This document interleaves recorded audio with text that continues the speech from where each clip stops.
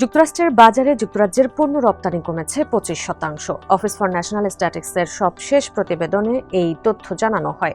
এতে বলা হয়েছে 2025 সালের এপ্রিলের তুলনায় 2026 সালের একই সময়ে যুক্তরাষ্ট্রের পণ্য রপ্তানি কমেছে $1.5 বিলিয়ন। 5+ স্টার রেটিং প্রাপ্ত দেশের সর্বোচ্চ বিদ্যুৎ সাশ্রয়ী ওয়ালটন এসি স্মার্ট কমফোর্ট এখন নেক্সট লেভেলে। ONS এর তথ্যে বলা হয়েছে 2025 সালের এপ্রিলের তুলনায় 2026 সালের এপ্রিলে যুক্তরাষ্ট্রে রপ্তানির ক্ষেত্রে সবচেয়ে পিছিয়ে পড়েছে অটোমোবাইল খাত।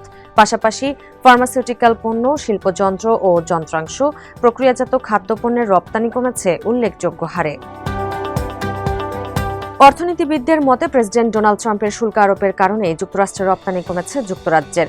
পাশাপাশি বৈশ্বিক সরবরাহ শৃঙ্খলের চাপ এবং যুক্তরাষ্ট্রের অভ্যন্তরীণ বাজারে আমদানি ব্যয় বৃদ্ধির কারণে ধাক্কা লেগেছে যুক্তরাষ্ট্রের রপ্তানিতে। নতুন শুল্ক আরোপের হুমকি ও ইউরোপীয় পণ্যের উপর বাড়তি বাণিজ্য চাপ পরিস্থিতিকে আরও জটিল করছে।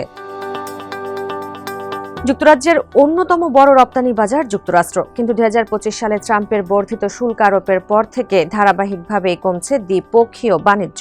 এই পরিস্থিতি চলতে থাকলে যুক্তরাজ্যের উৎপাদন খাতে চাপ বাড়বে, পাশাপাশি অনিশ্চয়তা তৈরি হবে শিল্প ও বিনিয়োগে। সবচেয়ে বেশি ঝুঁকিতে পড়বে যুক্তরাজ্যের অটোমোবাইল ও ওষুধ শিল্প, ফলে নেতিবাচক প্রভাব পড়বে কর্মসংস্থানে। এর ধারাবাহিকতায় কমতে পারে সামগ্রিক প্রবৃদ্ধি। বাণিজ্য বিশ্লেষকদের মতে যুক্তরাষ্ট্রের মতো বড় বাজারে অংশীদারিত্ব হারালে কঠিন চ্যালেঞ্জের মুখে পড়বে যুক্তরাজ্য সরকার। কমবে রাজস্ব আহরণ, অর্থনৈতিকভাবে চাপে পড়বে স্যার কিয়ার স্টারমার প্রশাসন। এই পরিস্থিতি মোকাবিলায় যুক্তরাষ্ট্রের সঙ্গে বাণিজ্যিক সম্পর্ক উন্নয়ন এবং ইউরোপ ও এশিয়ার বাজারে রপ্তানি সম্প্রসারণের রূপরেখা তৈরি করতে হবে যুক্তরাজ্যকে। একই সঙ্গে ব্যবসায়ীরা কর সুবিধা, রপ্তানি প্রণোদনা দেওয়া এবং দ্রুত বাণিজ্য চুক্তির পরামর্শ বাণিজ্য বিশ্লেষকদের।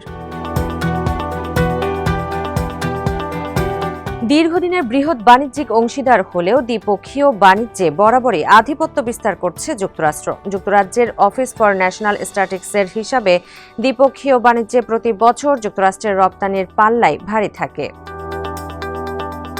2021 সালে যুক্তরাজ্যে $75 বিলিয়ন পণ্য রপ্তানির বিপরীতে দেশটি থেকে যুক্তরাষ্ট্র আমদানি করেছে $61 বিলিয়ন পণ্য, অর্থাৎ $14 বিলিয়ন উদ্ধৃত ছিল ওয়াশিংটনের।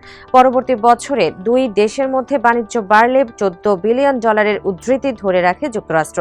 2023 সালে যুক্তরাজ্যের ঘাটতি কিছুটা কমে নেমে আসে $11.3 বিলিয়ন।